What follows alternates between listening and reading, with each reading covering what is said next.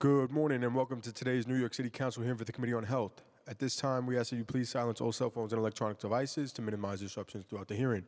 If you have testimony you wish to submit for the record, you may do so via email at testimony@council.nyc.gov. Once again, that is testimony@council.nyc.gov. At any time throughout the hearing, please do not approach the dais. We thank you for your cooperation. Chair, we are ready to begin.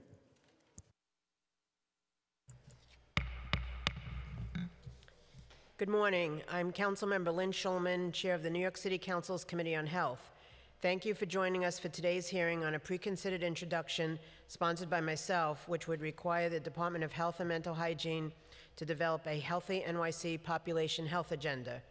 Last session, I joined the Mayor and Commissioner Vossen to announce Healthy NYC, a new campaign to increase New Yorkers' life expectancy by 2030. As part of this campaign, my bill would require the Department of Health and Mental Hygiene to develop a 5-year population health agenda to improve public health outcomes, address health disparities, and improve quality of and access to health care. I want to note that this legislation was heard last session in this committee, and all testimony from that hearing will be incorporated into the record for today's hearing. Lastly, I want to thank my colleagues, staff, and the Health Committee staff for their work, as well as DOHMH and Commissioner Vossen for their partnership on this issue. Because the administration is not in attendance today to testify, I will turn the mic over to committee counsel to begin public testimony. First, I want to acknowledge that we've been joined by Councilmember Carmen De La Rosa. Thank you. Thank you, Chair. We will now hear testimony from the public, and I will call up individuals and panels, and all testimony will be limited to 5 minutes, but the Chair will have discretion to extend. Written testimony, which will be reviewed in full by committee staff, may be submitted to the record up to 72 hours after the close of this hearing by emailing it to testimony@council.nyc.gov. So we will now hear from Dr. David Apple. If you would like to come up.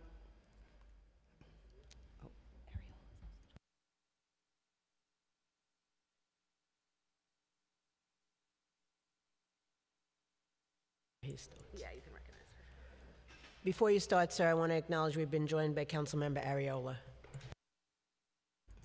You may begin when you're ready.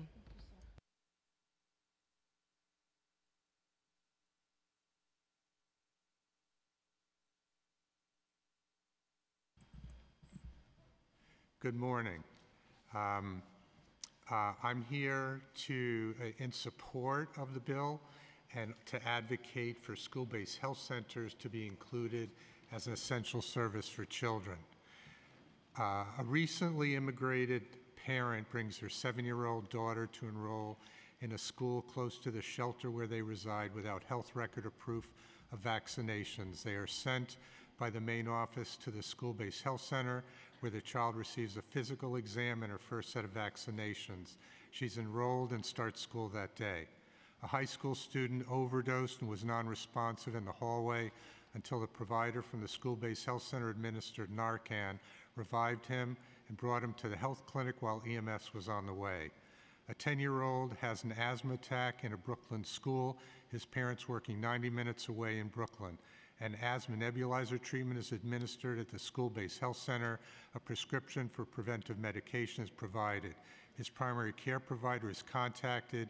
He returns to class. His mother picks him up after school after completing her shift at work. A 14-year-old distraught teen walks into her school-based health center after getting in over her head with a 21-year-old boyfriend the day before. She has an immediate confidential visit, given Plan B, screened for STIs including HIV, a return appointment, and a reproductive health care visit, as well as an appointment for counseling. She returns to class to complete her school day. Every day, 159,000 children and teens, grades K through 12, including over 22,000 residing in temporary housing and over 4,000 migrant children residing in the most impoverished neighborhoods in New York City, have access to medical, mental health, and often dental and vision care provided by their school-based health centers. These centers operate in 460 schools across 140 school campuses throughout the 5 boroughs of New York City. School-based health centers are clinics and schools staffed by a multidisciplinary team of full-time medical providers, nurses, medical assistants, mental health providers. Many include health educators, community outreach workers, dentists, and optometrists.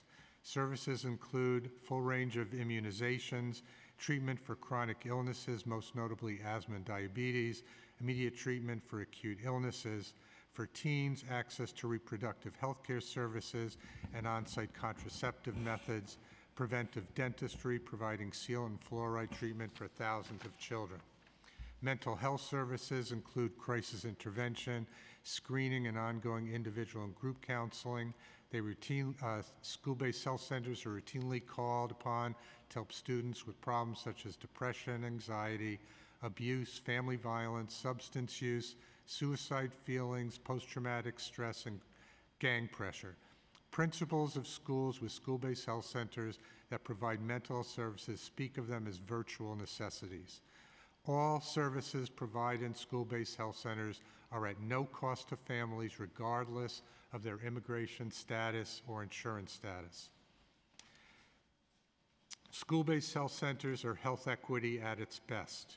They increase access to wellness care visits by students. They reduce emergency room use and increase school attendance. They attract harder to reach populations, especially migrants, minorities, and males, do a better job at providing crucial services such as mental health care and high-risk behavior screens. They significantly decrease absenteeism and tardiness among adolescents receiving counseling, increase willingness to seek medical services, especially for students reporting depression and past suicide attempts, and for those seeking information on pregnancy prevention. There are higher rates of screening and treatment for STIs, HIV/AIDS screening, patients report increased condom use. They reduce teen births and teen pregnancies by offering on-site contraceptives, including LARC. They increase LARC use, and they reduce costs. Between 2008 and 2017, school-based health centers averted an estimated 5,376,000 pregnancies in New York City alone. School-based health centers relieve principals, teachers, and administrative staff from time-consuming medical and mental health emergencies, creating a calmer and more stable environment for children to learn. Parents, especially those with children with chronic health conditions, rely on school-based health centers to enable them to avoid work loss and maintain steady employment.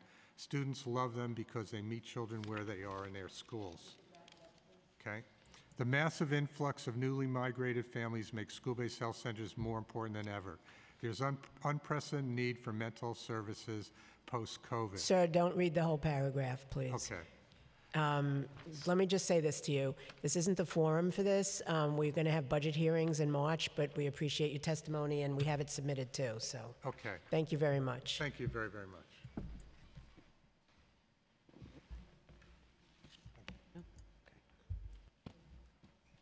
I also want to acknowledge we've been joined by Councilmember Marmorato. All right. If there's anyone present in the room or on Zoom that has not had the opportunity to testify, please raise your hand.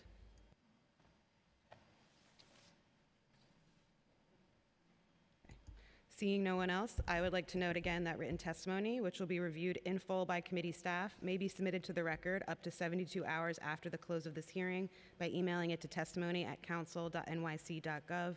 Chair, we have concluded public testimony for this hearing. With that, the Health Committee hearing is now adjourned.